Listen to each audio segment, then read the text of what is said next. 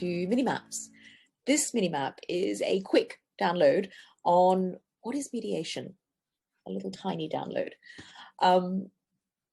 From my perspective, modern mediation, and by that I mean mediation that's kind of been reinvigorated from the 70s in the US, is about believing that people who are in conflict, people who have disputes, have the resources within themselves to solve those disputes, to resolve the dispute, to find answers to the questions that they need to answer. And that foundational philosophy has knock-on effects.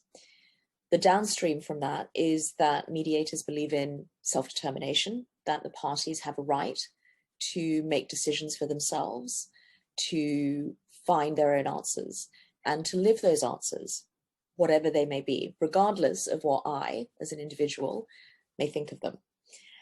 And that the second foundational belief is around impartiality, that it's not my place to impose my thoughts, my beliefs, my values on people who are coming into the mediation room, that it's about helping them find a way to express their beliefs, their values, their thoughts, to find a way to cross the bridge between them, to close that gap so that they can find resolution and move forward. I think the other thing that's really important for me about mediation is that it's about moving forward. I just said it.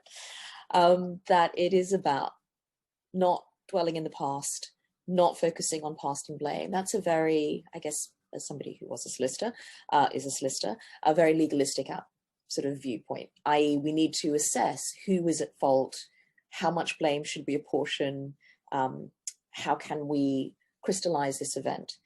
But in mediation, we don't really talk about the past. What we're really focused on is, let's draw a line in the sand, let's move forward. You need to live. You need to keep changing. You need to keep growing. You need to move forward. How can we, as a mediator, help the parties who are in the room to come up with some good solutions to do that? Essentially, mediation is what I think we often lazily just say is facilitated negotiation, which covers a myriad of really complex ideas. The first one, I guess, to note is it's a negotiation. So if you come to mediation thinking that the mediator is going to tell you the answer, that's not going to happen. We don't tell people the answers. I mean, sometimes I've sat there in mediation and thought, thank God I'm not the judge. I have no idea what the answer is in this case. People's lives are complicated and it can be hard finding answers. So I'm grateful that it's the parties that have to come up with those answers. But essentially, the parties in the mediation need to find solutions that work for the two of them.